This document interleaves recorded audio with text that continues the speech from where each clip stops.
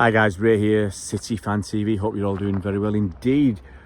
Right, tonight I'm going to talk about those dastardly 115 FFP or PSR charges that City are facing at the moment. I'm going to give it a very brief background onto them. I'll give you a little bit of an update, and then I'm going to give you what I think about those charges, whether I think City might be guilty or not. Very, very briefly, 115 FFP charges. A lot of them are all the same charge over multiple years. I think one of them was for Mancini's contract. He was paid a consultancy fee for a club in Abu Dhabi, I think, or the UAE somewhere. And it has been said that that payment was actually his salary from Manchester City, and we just did it this way to keep it off the books to help us pass FFP. Who knows? A lot of the others talking about, I think, inflated sponsorship deals, and financial misconduct, let's say. But if you want to find out more about the ins and outs of that, it's been going on for years now. There's a lot of information out there. You can go and check other channels. You can check this channel if you want. The slight update is, at the moment, I think the evidence giving is going to carry on well into December. So all those people who said the actual verdict would be out before the end of the year, they didn't know what they were talking about. And it seems quite likely that the deliberations, the considerations of all this evidence, it's going to take many, many months. It's not something you can do overnight. And there's talk of this taking 3 to 5 months. And the recent case that City had with the Premier League, if you look at that took ages as well. So, and that was just, you could argue, a very little thing. This is huge, much bigger. So 3 to 5 months sounds a reasonable time for all these deliberations to take place. And then you'll get, let's say, a verdict, a decision. And I'm guessing it's very likely, if one party's lost and lost badly, they're going to appeal. And if they appeal, that's going to roll on probably into next season. And if there's any punishment against City, will it take place this season or next season? And if it takes place this season, and it affects City badly, for instance, we get relegated, certainly the way we're playing at the moment, or we drop out of the Champions League, and then 6 months later on appeal, we get points back, or it's reinstated, or whatever happens, how do you get back into the Champions League? It's just an absolute mess. But I mean, we'll see. We'll have to just wait and see what happens with that. But what I also want to talk about tonight is have City done it or not? Just quite bluntly, and to be honest, we just don't know. That's the truth. I don't know, you don't know, and I suspect very, very few people know the truth.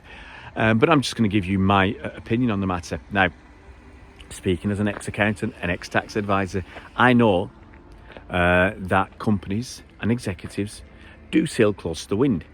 They do try and step on the right side of the line. Sometimes they can straddle both lines, and sometimes knowingly they can cross that line.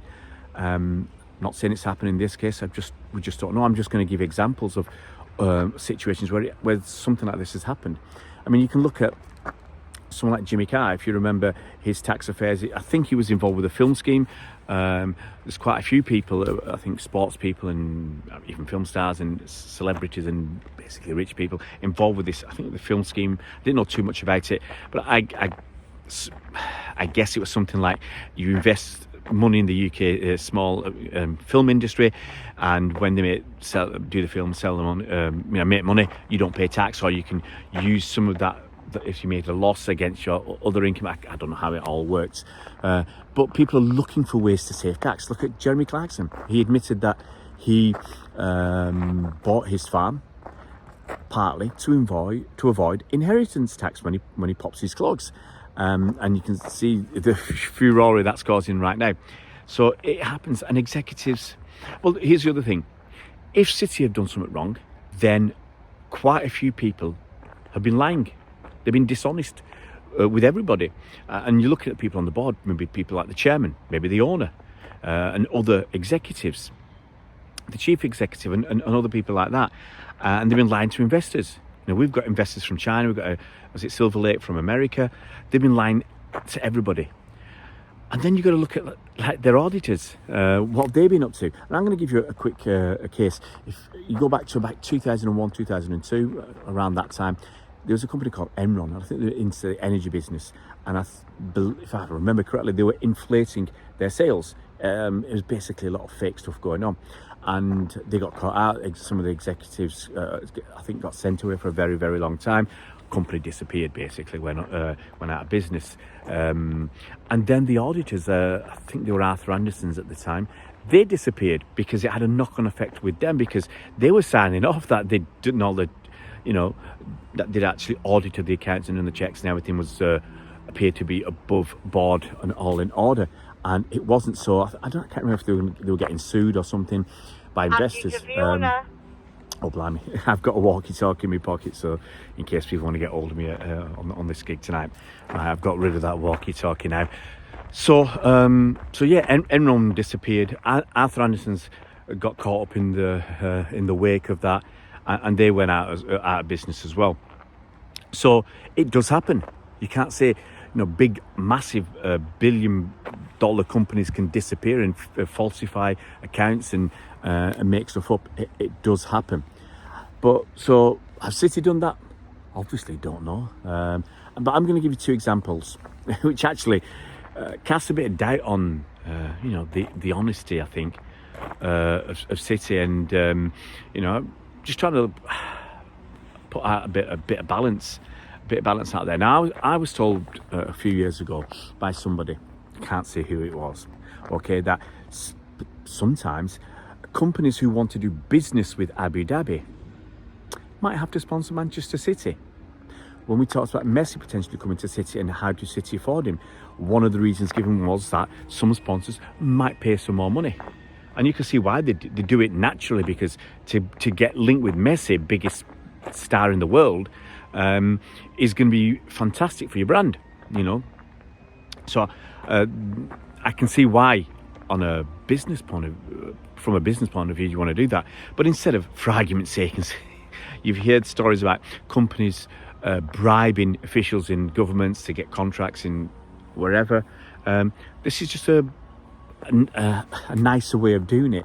So basically, you're told to sponsor Manchester City or up your sponsorship to get contracts with the government. Or I'm not saying that exactly like that happened. It could be that companies believe they'd get good business with the government if they sponsored Manchester City. Now, I'm not going to name any names, but somebody a few years ago told me that that probably happened.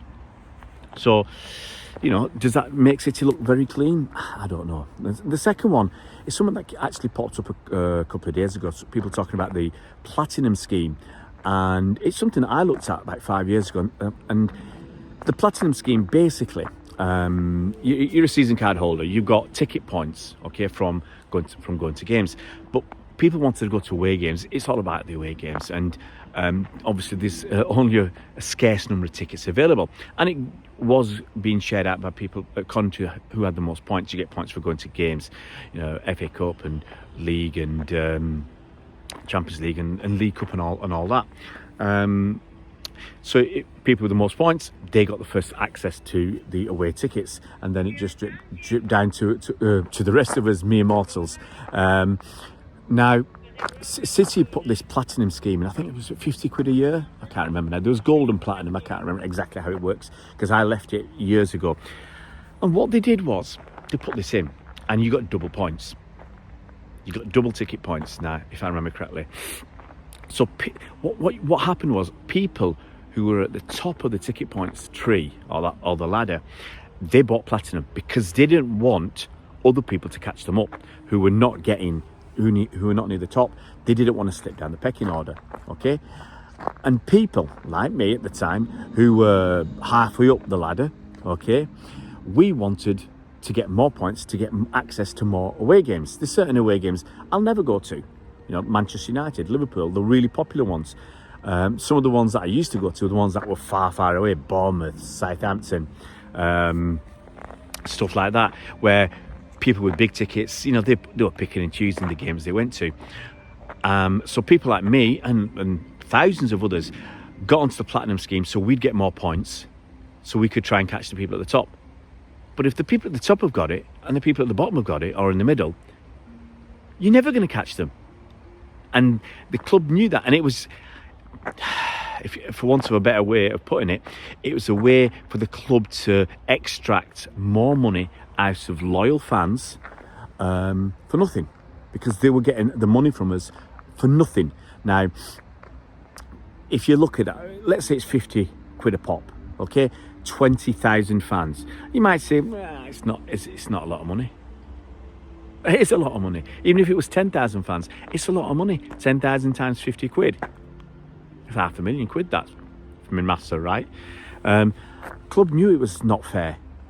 This, again, same person told me this, that they should have stopped it before. In the end, it ended up with saying, right, if you go to away games, you don't get any extra ticket points.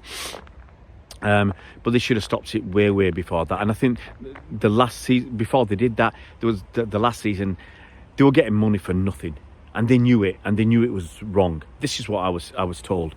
So if the club can do that to its own fans, if sponsors are sponsoring City because they want contracts with the Abu Dhabi government, then anything's possible, guys. You know, I'm not here to condemn City, but I'm not going to stand here and say that everything City have done and are doing is hunky-dory. I'm not going to say that everything is above board, because I just don't know. I don't know the truth. And neither do you. And neither do, you know, basically pretty much everybody out there who's got an opinion and saying this and saying that. On one hand, it's our club. You want to believe them and you want to trust them and you want to stand by them. But we're going to find out, you know, I would suggest in the next 6 or 7 months, we'll have a much better idea whether a City have been really naughty, lying to everybody, or are they just being picked on because we are so successful and other clubs are jealous. Guys, if you're new to the channel, it would be fantastic if you could subscribe. If you could hit that bell icon, you'll be notified as soon as new videos come out. We'll see you around, Blues.